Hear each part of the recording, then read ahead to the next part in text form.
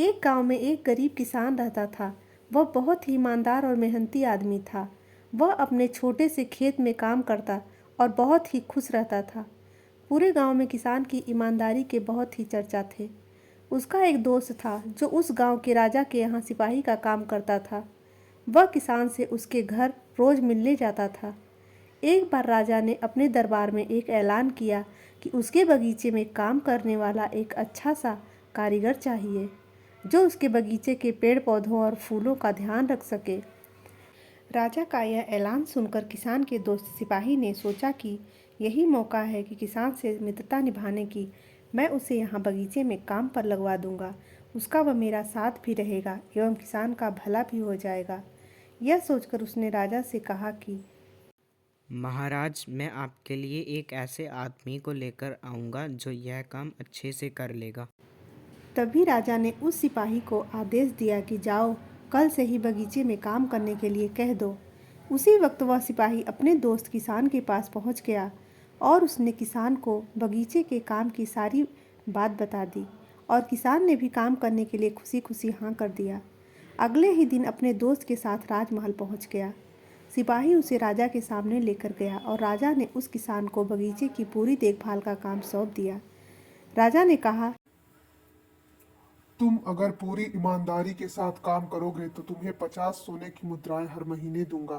किसान खुशी खुशी बगीचे में काम करने के लिए हाँ कर देता है और वह उसी वक्त बगीचे में काम करने लगा। किसान बगीचे में बहुत दिल लगाकर काम करता था। कुछ दिन बीत गए। किसान ने बगीचे को बहुत सुंदर व हरा भरा बना दिया। राजा को उसका काम बहुत पसंद आया। एक दिन किसान बगीचे में कुछ खुदाई कर रहा था तो उसने ज़मीन के नीचे कुछ महसूस किया। तो उसने खुदाई की तो देखा वहाँ नीचे एक बड़ी सी संदूक थी। किसान ने वह संदूक बाहर निकाला और खोला तो क्या देखा, वह सोने और चांदी से भरी हुई थी। यह देखकर किसान बहुत खुश हुआ और अपनी ईमानदारी दिखाते हुए राजा के पास पहुंचा।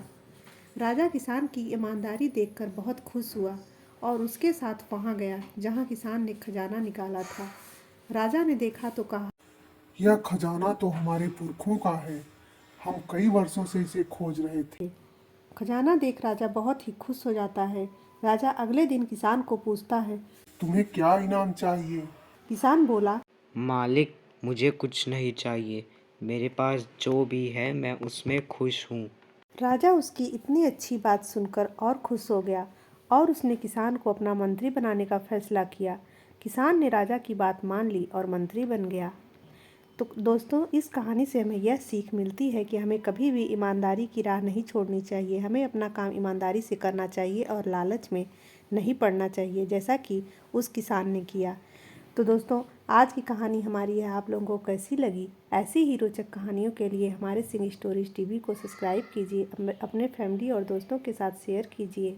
तो मिलते हैं किसी और ऐसी रोचक कहानी के साथ। तब तक के लिए नमस्कार दोस्तों।